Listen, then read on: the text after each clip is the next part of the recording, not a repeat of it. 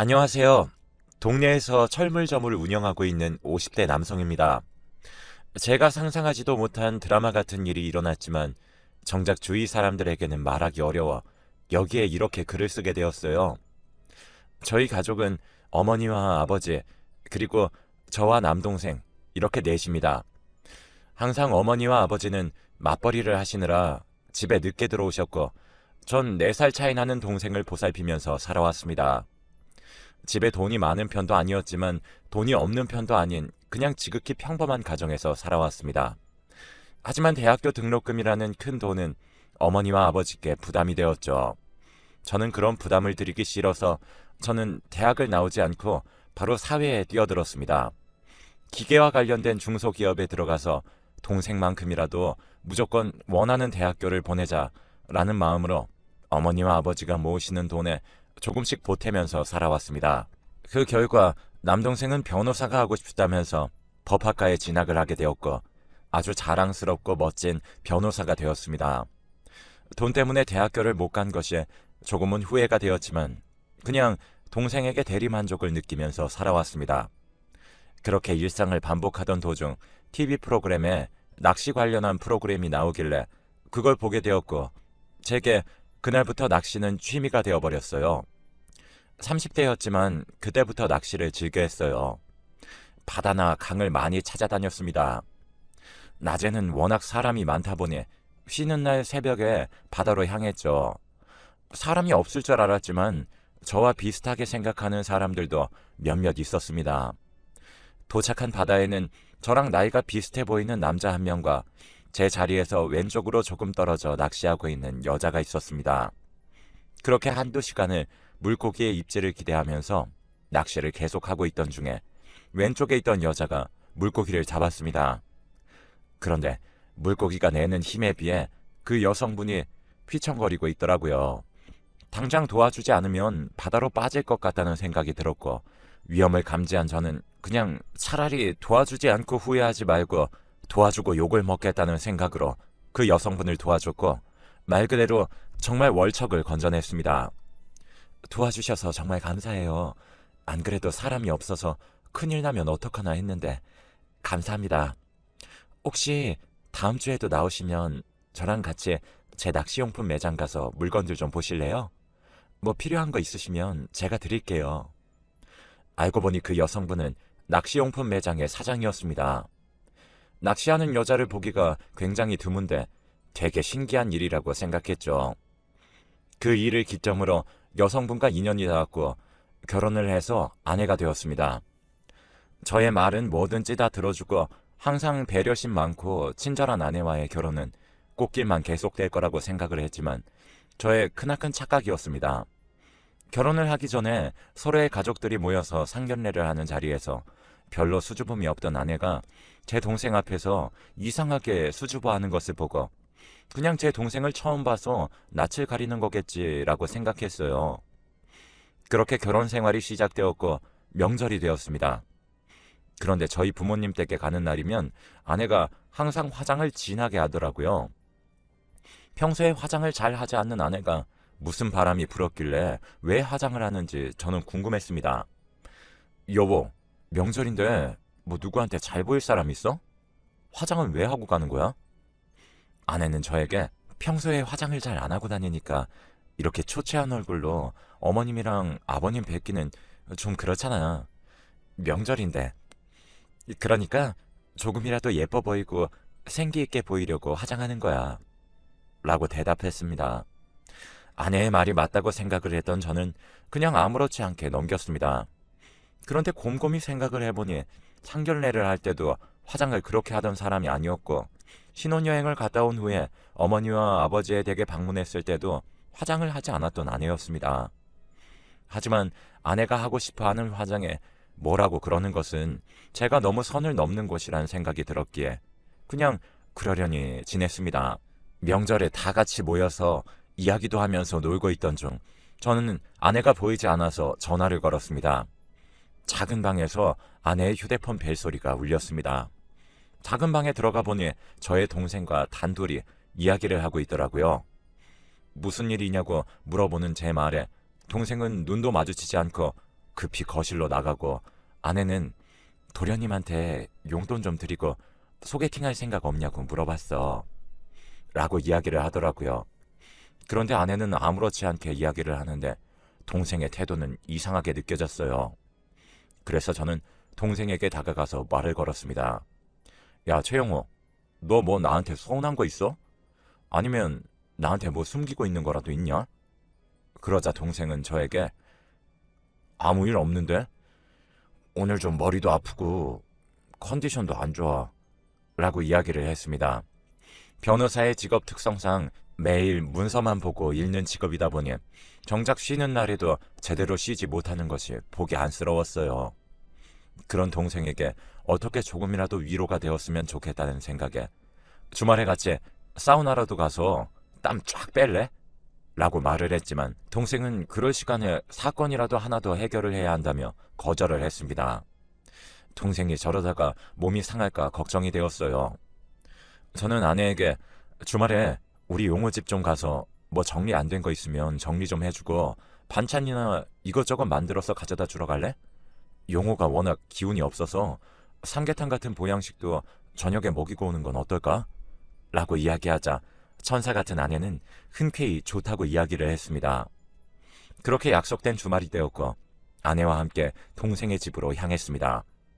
역시나 쉬는 날인데도 불구하고 출근을 한 동생은 집에 없었습니다. 아내와 저는 반찬을 냉장고에 넣고 빨래와 설거지 등등 밀린 집안일들을 이것저것 해주며 집안을 청소해 주었습니다. 동생이 퇴근하는 시간에 맞춰서 삼계탕을 끓여주려고 하는 아내를 저도 두 팔 걷고 도와주었습니다. 그러던 중 오랜만에 집안일을 도와서 그랬던 것인지 칼에 손을 베어버렸습니다. 그렇게 피가 많이 났던 것은 아니었지만 아내는 곧바로 응급처치를 해야 한다고 놀래더라고요. 그런데 분명히 제가 알기로는 아내가 저희 동생 집을 오는 것은 이번이 처음인데 소독약과 밴드를 서랍에서 아주 능숙하게 꺼내는 것이었습니다. 상처가 따가웠던 터라 아내가 능숙하게 꺼내는 것에 대해 별 신경이 쓰이지 않았지만 음식을 다 만든 후에 갑자기 생각이 나서 동생을 기다리는 동안에 아내에게 물었어요. 어떻게 거기에 구급상자가 있는지 알았냐고요. 그러자 아내는 저에게 저번에 당신 출근했을 때 어머니가 갑자기 나 쉬는 날에 연락 오셔서 도련님 집에 잠깐 가서 청소랑 이것저것 좀 해주자고 말씀하셔서 어머니랑 같이 온 적 있었어. 이때부터 조금이라도 의심을 해야 했지만 하지 않은 저의 잘못이 컸을까요? 전 그렇구나 하고 또 넘어갔습니다. 아내의 말을 전적으로 다 믿었습니다. 제가 사랑하는 사람이니까요. 그러던 어느 날 저희 동생이 갑자기 출근길에 교통사고를 당하는 일이 생겼습니다. 그런데 교통사고가 조금은 크게 나는 바람에 응급수술로 모자라서 입원까지 해야 하는 상황이었죠. 소식을 들은 저와 아내는 병원에서 가까웠기에 바로 왔지만 부모님은 1시간 정도 걸리는 곳에 있었어요. 그래서 부모님이 병원을 오는 길에 동생의 집이 있기 때문에 부모님께 용호 그렇게 많이 다치지 않았으니까 걱정 크게 안 하셔도 돼요. 일단 아내랑 제가 용호 곁에 있을 테니까 어머니랑 아버지는 병원 오시는 길에 용호 집에 들려서 속옷이랑 여벌옷 좀 가져다 주세요. 라고 말씀을 드리자 어머니는 한동안 아무런 말씀이 없으시다가 갑자기 용호 집을 안 간지 너무 오래돼서 기억이 안 나. 맨 처음에 집 구할 때 짐을 옮겨주러 간 게 마지막이었어. 그게 벌써 8년 전이네. 어딘지 주소랑 집 비밀번호 알려주면 다녀올게. 이렇게 말씀을 하셨습니다. 그런데 갑자기 아내가 저에게 했던 말이 떠올랐어요. 시간상으로 따지면 8년 전에 아내를 만나지 않았기 때문에 아내와 어머니는 같이 용호의 집으로 갈 수 없는 상황이었습니다.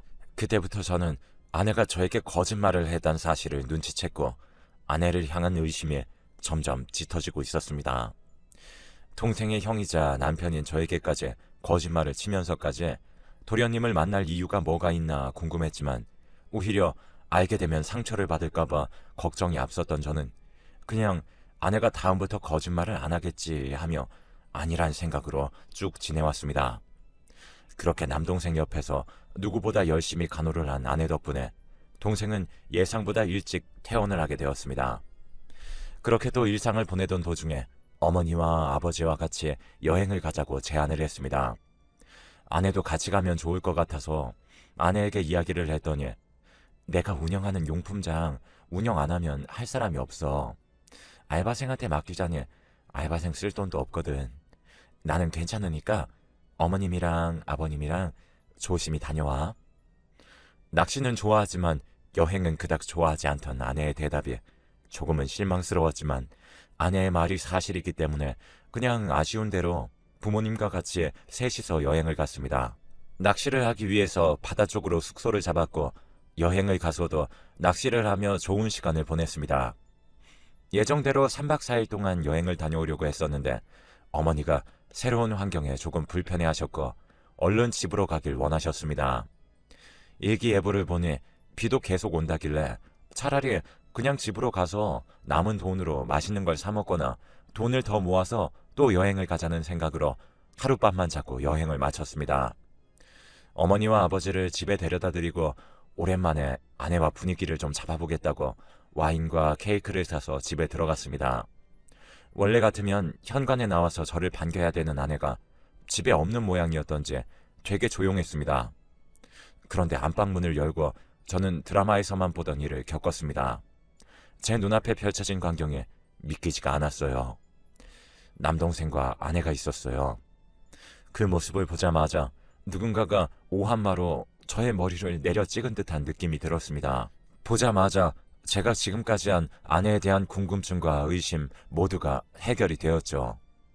바로 남동생을 좋아해서 한 행동이라는 것이었던 거죠. 동생은 저에게 나중에 연락을 한다는 말만 남기고 황급히 집을 나갔습니다. 그렇게 아내와 둘만 남게 되었어요. 싹싹 빌지는 못할 망정 저에게 "왜 벌써 왔어?" 라는 말을 하더라고요. 아내의 그 말이 제게는 꼭 "조금만 더 있다가 오지" 라는 말처럼 들렸어요. 저는 아내의 말에 대답을 해주고 싶지 않았습니다. 지금 그게 중요해? 상황 설명부터 해야 되는 거 아니야? 너는 외동이라서 잃을 가족도 없겠지만 지금 난 너도 잃고 가족도 잃게 생겼잖아. 어떻게 된 일인지 솔직하게 토시 하나 틀리지 말고 다 이야기해. 저의 말을 들은 아내는 아무런 일도 없었다는 듯이 침착하게 식탁에 앉아서는 저에게 말을 했습니다. 당신이 생각하는 그런 거 아니야. 도련님이 너무 변호사 일이 힘들다고 나한테 술 좀 같이 먹어달라고 연락이 왔었어.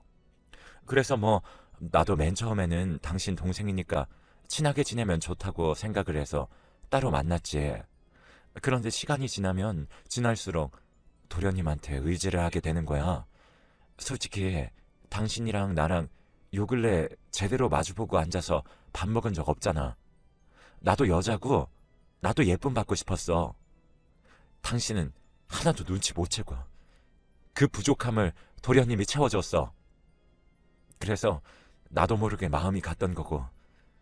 그리고 오늘 내가 집으로 부른 이유는 당신이 알기 전에 끝내려고 그랬는데 지금 상황이 이렇게 되어버린 거야. 진짜로 도련님이랑 끝내려고 만난 거였으니까 도련님에게 뭐라고 그러지 마. 내가 잘못했어. 미안해. 지금 이 상황에서 손이 발이 되도록 빌면서 미안하다고 해도 모자랄 판에 제 동생 편을 들고 있는 아내가 정말 미웠어요. 사람의 마음을 어떻게 할 수 없다는 것을 충분히 알기 때문에 아내를 이해해 보려고 정말 노력했죠. 하지만 너무 미친 듯이 화가 났습니다. 전 양쪽 이야기 전부를 들어봐야 되겠다 싶었고 저는 집에서 황급히 나갔던 동생에게 전화를 걸어 지금 당장 우리 집으로 돌아오라고 이야기를 했어요. 동생은 당연히 거절했습니다. 하지만 제가 "야, 내가 지금 너한테 부탁하는 거 같냐? 이 일에 대해서 부모님이랑 얘기할까? 아님 너 변호사 생활 쪽날래? 그러고 싶지 않으면 당장 이쪽으로 와. 알았어?" 라고 소리를 쳤고 그 동생은 저희 집으로 다시 되돌아왔습니다.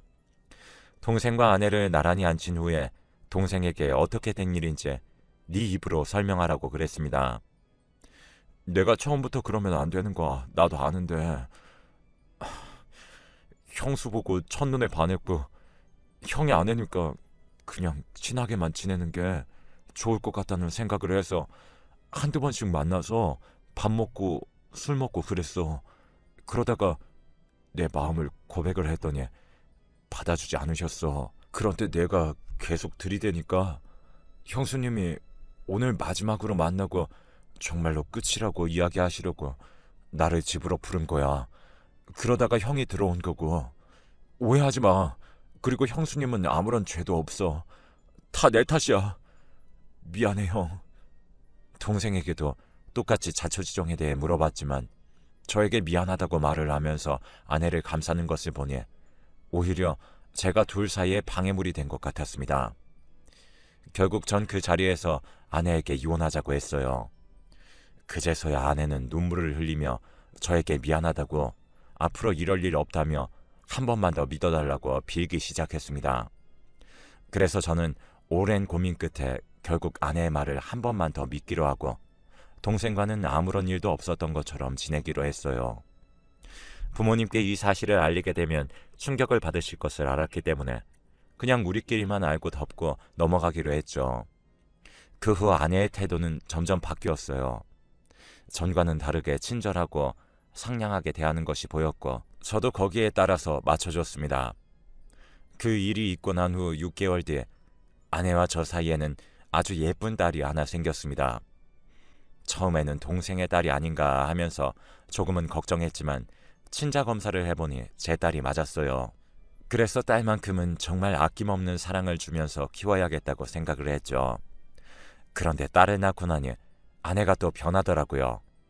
물론 여자는 출산을 겪고 난 후 산후 우울증이 생긴다는 이야기는 들었지만 아내에게 생길 줄은 몰랐었거든요. 그런데 아내에게 우울증이 있다고 느낀 지 별로 되지도 않아서 우울증이 완치된 것 같다는 느낌이 들었습니다.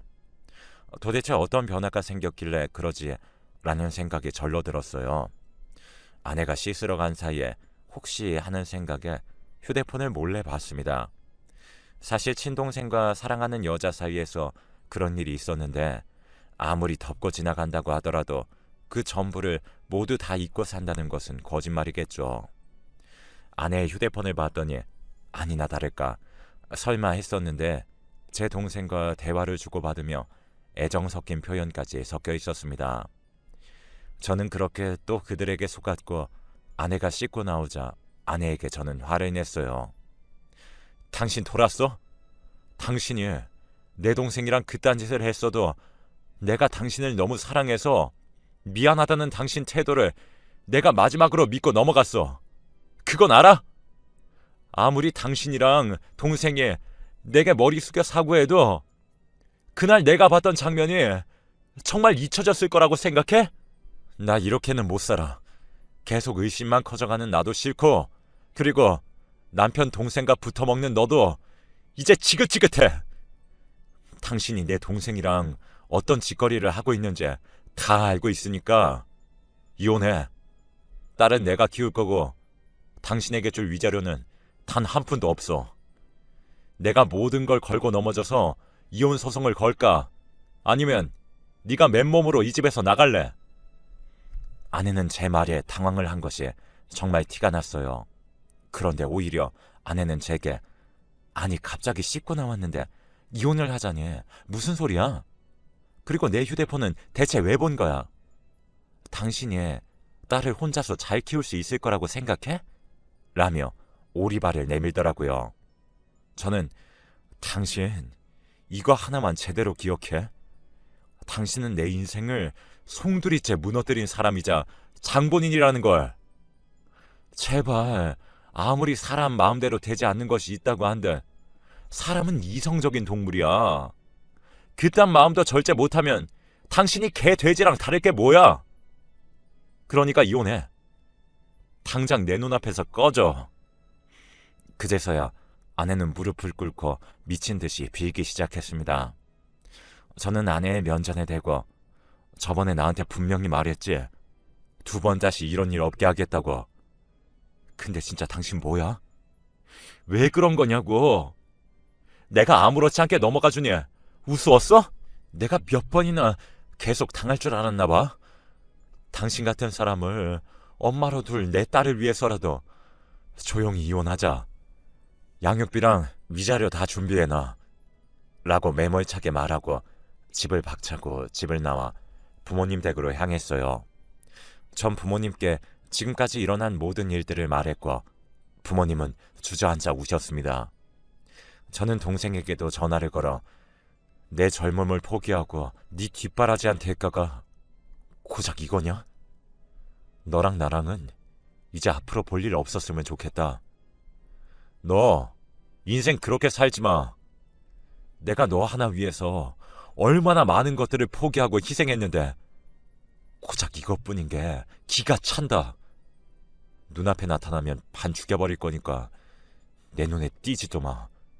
라고 화를 냈습니다. 그 이후 저는 아내와 이혼을 했고 동생과 인연을 끊었습니다.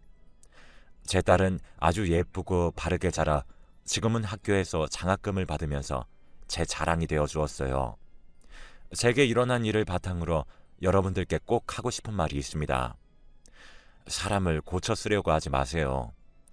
정말 사람은 고쳐서 쓰는 것이 아니고 한 번 실수를 저지른 사람은 두 번째부터는 실수가 아닌 고의라는 것을 아셨으면 좋겠습니다. 그리고 상처받는 것을 두려워하셔서 숨으려고만 하지 않았으면 좋겠습니다. 여러분들도 충분히 사랑받고 행복할 자격이 있으니까요. 저의 긴 글을 시간 내서 읽어주셔서 감사합니다.